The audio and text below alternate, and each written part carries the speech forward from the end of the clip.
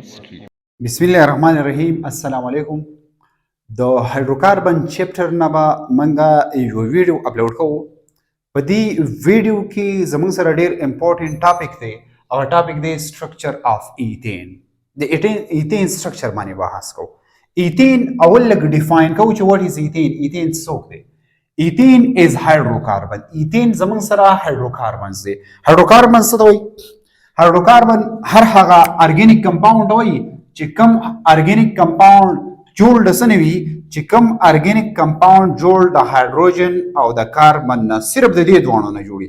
دس ټایپ اف ارګینیک کمپاوند ته موږ هایدروکاربن وایو. نو ایثین هم هایدروکاربن دی which contain 2 carbon atoms.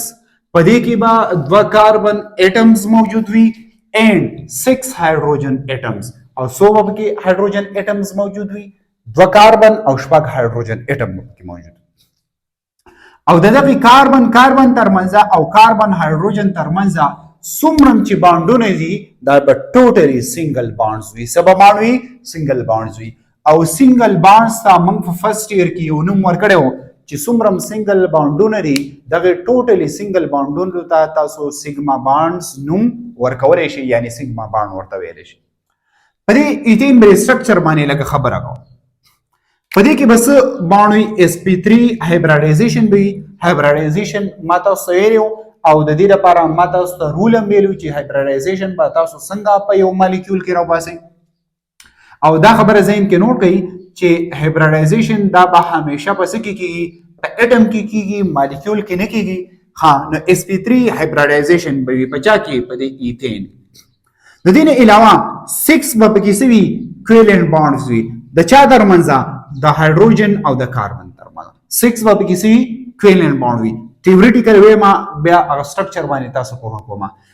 ها، د دې نه علاوه 1 به پکې کویلنٹ بانډ وي، خو د چا ترمنځ؟ کاربن او د کاربن ترمنځ. د چا ترمنځ؟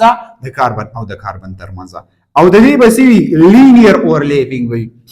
لینیر اورلیپینګ څه ته وایي؟ سټریټ اورلیپینګ. داسې د هایدروجن او د کاربن به داسې سټریټ یو بل ته اورلیپ شي. ها، د دې علاوه 5 نمبر پوینټ پکې څه دی؟ انګل به پکې څه وي؟ انګل به پکې وي انګل به پکې وي 109.5. دا به پکې څه وي؟ دا به پکې انګل وي. څه به پکې انګل وي؟ 109.5. دا به پکې څه وي؟ انګل وي. هغه ټوله خبره د کوم چې انګل به څنګه وي، لینث به څه وي، دا پوهه کومه. د دې علاوه 6 نمبر پوینټ پکې دا دی د دې ټوټل جیومټري سټرکچر دا نیم به څه وي؟ دا ټیټراهیډرل دی. د دې جیومټري به ټیټراهیډرل. د دې علاوه کاربن او کاربن ترمنځ 154 پیکومیټر یا 1.4 انسټرم دا به څه وي؟ بانډ لینث به وي. بانډ لینث هم درته وایم چې بانډ لینث څه ته وایي. او د هایدروجن او د کاربن ترمنځ به بانډ لینث څومره وي؟ 109.5 پیکومیټر. او یو پیکومیټر څه برابر دی؟ 10⁻⁻12. دا د یو پیکومیټر، دا یو پیکومیټر دی. ٹھیک شو؟ ها، میټر 10⁻⁻12 میټر دا د یو پیکومیټر. او یو انسټرم د څه برابر دی؟ په انسټرم کې به 1.09 انسټرم برابر دی 10⁻⁻10 میټر. سو 10⁻⁻10 میټر. ٹھیک شو؟ دا به سوي د انسټرم، دا به یو انسټرم د دې برابر دی. ها، راځم د دې پر سټرکچر باندې بحث کوم. د ایثین سټرکچر داسې دی. ٹھیک شو؟ دا کاربن چې کوم دی دا کاربن دی. دا کاربن چې کوم دی دا کاربن دی. د کاربن ترمنځ موږ ویلي دي چې کوم بانډ یو سنگل بانډ. نو د کاربن ترمنځ تاسو لیدلی شي سنگل بانډ. بیا دا یو کاربن دی او دا 2 کاربن دی. 2 پکې کاربن دی او هر یو کاربن ته څو هایدروجن اړ شي؟ 3. نو یو دا شو، بل دا شو، بل دا شو. 3 هایدروجن یو کاربن دی. 3 هایدروجن داري، 3 دا شو. ټوټل هایدروجن سوري 3 دا شو، 3 دا شو، 6 شو. مالیکول دي. کاربن سوري 2 دي. یو کاربن دا شو، یو کاربن دا ګوت شو. دا زموږ سره سری، دا زموږ سره د ایثین سټرکچر دی. ها، اوس موږ دا خبره کوله چې کاربن او کاربن ترمنځ چې کوم بانډ لینث دی، فاصله د بانډ لینث څه ته وایي؟ فاصله ده. لکه دا کاربن او دا کاربن یو بل ته په څومره فاصله باندې موجود دي؟ د یو نیوکلیس نه واخله د بل نیوکلیس پورې چې کومه فاصله ده دې ته به موږ څه وایو؟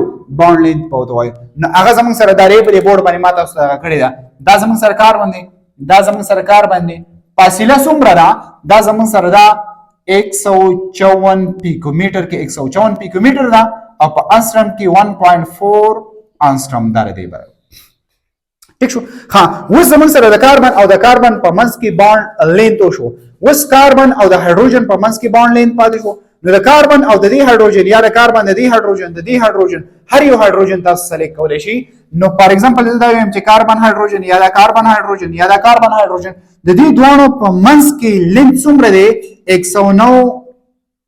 109.5 پیکومیټر دی ٹھیک شو یا 1.09 انسترم یا شو دا دوانه تاسو څه کولای شئ دا دوانه تاسو لیکلی شئ ها د دې نه علاوه بل خبره پکې دا پاتې شو چې زمون سره د دې دا کوم سټرکچر چې تاسو ته په نظر باندې راځي دا سټرکچر د دې سټرکچر نیم څه دی ما تاسو ته په بورډ باندې دا سټرکچر ظاهر کړی دی نو د دې نیم دی ټیټرا هیډرل د دې نیم سره ټیټرا هیډرل دا خبره وشي د دې نه علاوه زمون سره څه پاتې شو زمون سره پاتې شو انګل زمون سره پاتې شو څه زمون سره پاتې شو انګل به کم تاسو ظاهروي دا دوانه د دې دوه په منځ کې به انګل سوي یا د دې دوه په منځ کې به انګل سوي یا دا انګل به سوي یا دا انګل به سمروي یا دا انګل به سمروي نو دا انګل زمون سره دا انګل او دا انګل دا برابر دی د 109.5 ډیګري دا د انګل